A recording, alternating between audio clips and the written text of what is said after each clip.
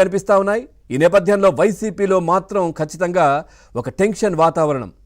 Next ఏంటి, ఏం జరగబోతోంది, ఇవన్నీ కూడా చర్చ జరుగుతున్నటువంటి విషయాలు.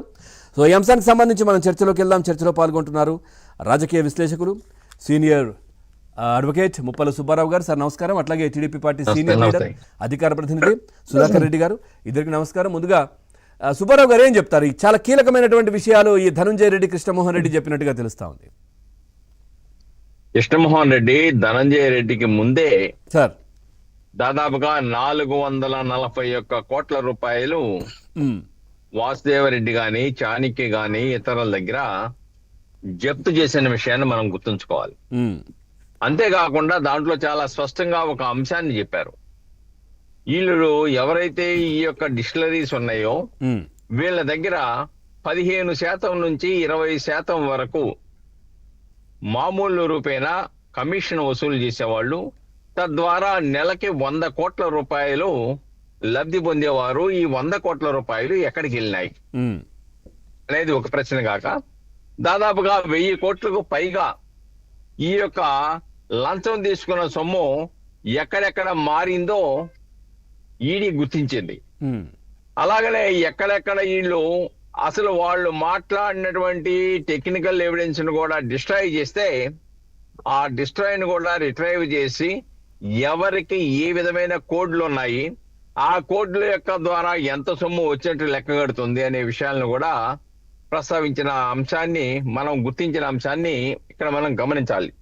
అయితే అంతకన్నా ఆశ్చర్యకరమైన తర్వాత ఎవరైతే జగన్మోహన్ రెడ్డికి అత్యంత ఆప్తులు, కుడి ఎడమలుగా ఉన్నటువంటి ధనంజయ రెడ్డి, కృష్ణమోహన్ రెడ్డిని కూడా ఈడీ విచారణకి పిలిచింది. విచారణలో వాళ్ళు అడిగింది ఏంటంటే, అయా మీరు లెక్కలు చెప్పనటువంటి సొమ్ముతో, లెక్కలు లేనటువంటి సొమ్ముతో, లెక్కలు చూపించినటువంటి సొమ్ముతో, రిటర్న్స్ లో తెలపనటువంటి సొమ్ముతో బినామీ పేర్ల మీద, మీ బంధువుల పేర్ల మీద ఆస్తులు కొన్నారు. ఇదిగో డాక్యుమెంట్లు, మీరు ఎక్కడి నుంచి వచ్చాయి ఇవి అని అడిగారు. దానికి కళ్ళప్పగించి చూడటం తప్ప సమాధానం లేని పరిస్థితి.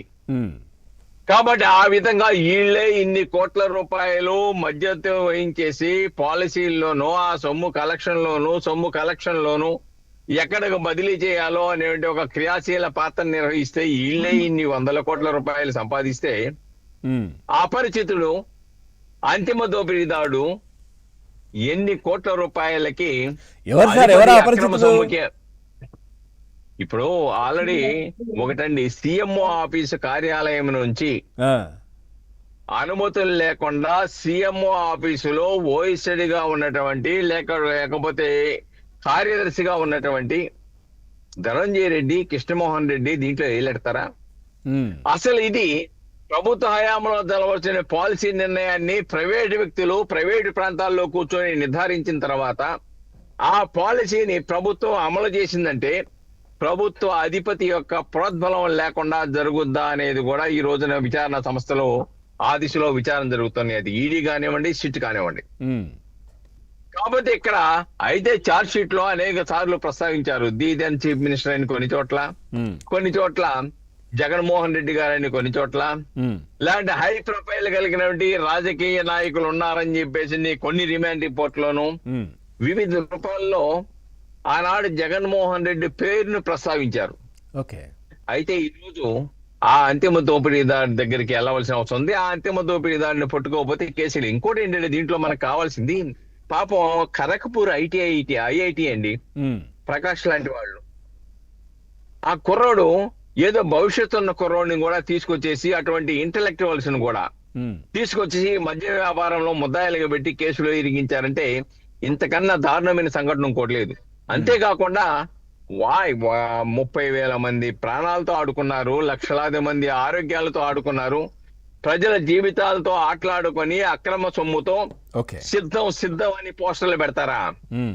దేనికి సిద్ధం?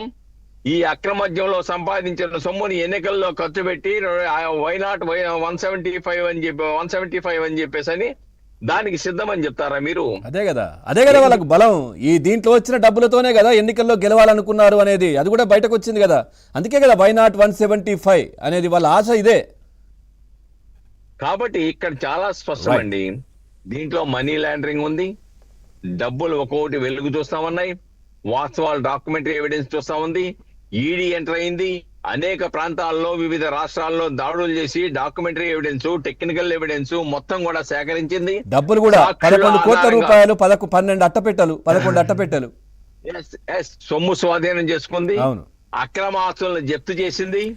ఇవన్నీ sir. చేసిన తర్వాత ఇంకా అంతిమ దోపిడీదారుడు దొరకడానికి, అపరిచితుడు దొరకడానికి ఇంకా ఎంతో సమయం లేదు. ఈడీ స్పీడ్గా ప్రయత్నం చేస్తుంది అనేది Right. చాలా స్పష్టంగా కనపడుతుంది. అందుకే పాపం కొంతమంది బాడీల్లో వణుకు మొదలైందనేది స్పష్టంగా దీంట్లో కనపడుతుంది. ఎందుకు ఆ వణుకు? ఎందుకంటే ఆల్రెడీ వాస్తవాలు బయటకు వస్తున్నాయి, అపరిచితుడు బయటికి రాబోతా ఉన్నాడు. కాబట్టి అంతిమ దోపిడీదారుడు నిర్ధారించబోతూ ఉన్నారు. ఈ కృష్ణమోహన్ రెడ్డి, ధనంజయ రెడ్డి ఎప్పుడైతే ఈ అక్రమ ఆస్తులు వెలుగు చూసినాయో డెఫినెట్ గా అంతిమ దోపిడీదారుడు అపరిచితుడుగా ఉన్నటువంటి Right. వ్యక్తి ఓకే వెలుగు చూడబోతున్నాడు అనేది సుస్పష్టమండి. సార్ నమస్కారం, సుధాకర్ రెడ్డి గారు. సార్ నమస్తే పవన్ గారు. సార్ ఏంటి, ఎవరా అపరిచితుడు, ఎవరా అంతిమ దోపిడీదారు, ఏంటది ఇంత పెద్ద ఎత్తున ఈ ధనంజయ రెడ్డి, కృష్ణమోహన్ రెడ్డి